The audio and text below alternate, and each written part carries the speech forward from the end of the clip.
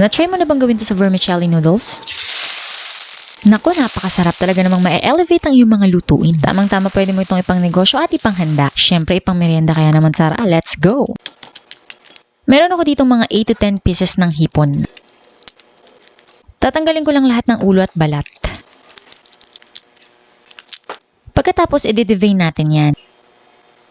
Hep, sabi nila, tapon ulo daw ang hipon. Pero not today, gagamitin natin yan. Mas papasarap ng ating dish for today. Save it for later. Gamit ang aking induction cooker at ang aking pastel pink na casserole by Massflex. Syempre yung link pinopost ko sa comment section or sa description box. Mag-spray lang ako ng konting mantika. Pagkatapos meron ako ditong dalawang sibuyas. Yung isang sibuyas i-quarter cut ko lang and then yung isa i-slice ko siya. And then ito namang bawang, yung iba pipit-piting ko lang. At yung iba naman ay i-chop ko. Yun, ito na nga mainit na ang ating kaserola. Igisa ko na itong bawang at sibuyas. Pagkatapos maglalagay ako nitong atsuete powder or annatto powder. Ihulog ko na nga yung ating shrimp head and shells. Lulutuin ko lang hanggang sa maging orange na siya. Pagkatapos lalagyan ko na ng mainit na tubig para shortcut na tayo. Pan lang natin para mabilis kumulo. Pagkatapos, kapag kumulo na, hinaan nyo yung apoy at let it simmer for about 10 minutes para talaga namang lasang-lasa natin yung shrimp stock. Yun, diba? Sino may sabing tapon ulo ang hipon, magagamit natin yan para mas mapasarap natin ang ating lutuin. Nag-isa lamang ako ng konting bawang and then unahin ko na tong squid. Mga 3 pirasong maliliit lang to. Mabilis lamang to maluto guys kapag ka na-overcook nyo, magta-tough siya kaya naman mabilisan lang dapat ang pagluluto. Isasabay ko na tong hipon. Maglalagay na rin ako ng konting margarine, salt and pepper. Hanguin na nga natin bago pa ma-overcook. Tinikman ko at tamang-tama napakalambot niya. Set aside lang natin itabi ha. Huwag papapakin. Ayan, yung mga toasted dyan sa ating kawali, mas magpapasarap ng ating sauce. Pero kung ayaw nyo, tanggalin nyo. Spray lang ako ng konting mantika, pagkatapos ikikisa ko na yung in-slice kong onion and chopped garlic kanina. Maglalagay na ako ng mga pampalasa, asin, paminta, at fish sauce for extra umami flavor. Meron din ako ditong shrimp cube. Maglalagay lang ako ng kalahati. Ground meat, ang gagamitin ko ay ground pork. Nakita nyo naman kanina, konting mantika lang yung in-spray ko dahil ito, magmamantika pa itong ating baboy. Ayan na nga, ang daming mantika, kaya naman babawasan natin yan para naman hindi unhealthy. Huwag nyo namang tuyan ng mantika kasi meron pa tayong mga ibang sangkap.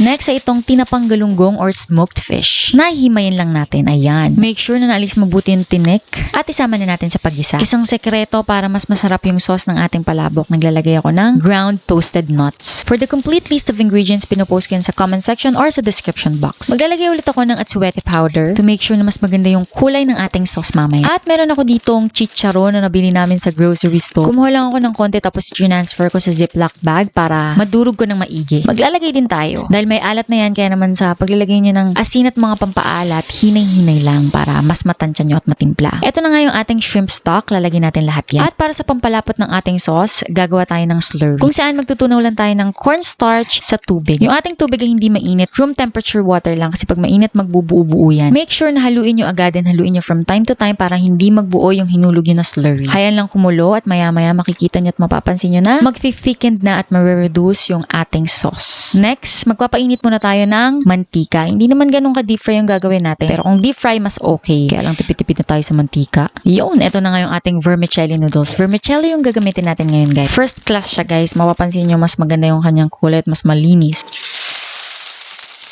Make sure na tama yung init ng inyong mantika. Kasi kapag hindi pa mainit yan, hindi nyo ma-achieve yung ganito ka-crispy.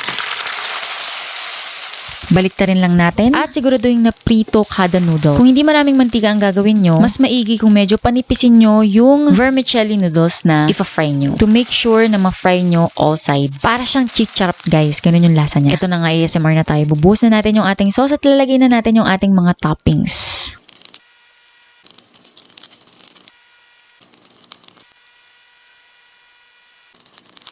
Kita nyo naman yan, guys. Talaga namang nakakatakam. Ang cute nga nito habang ginagawa ko, guys. Nagsisizzle-sizzle pa siya.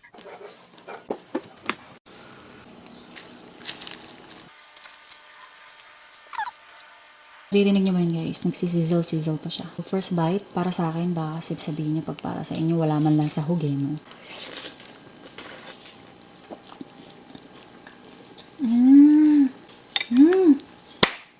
Ang sarap. Sarap. Ito, lagyan na natin ng sahog. Hindi siya matigas. Ayan, para sa inyo na.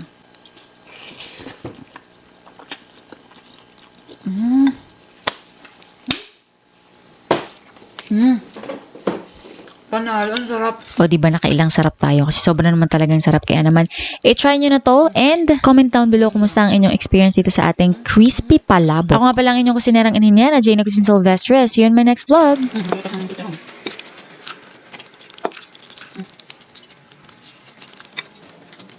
Diba?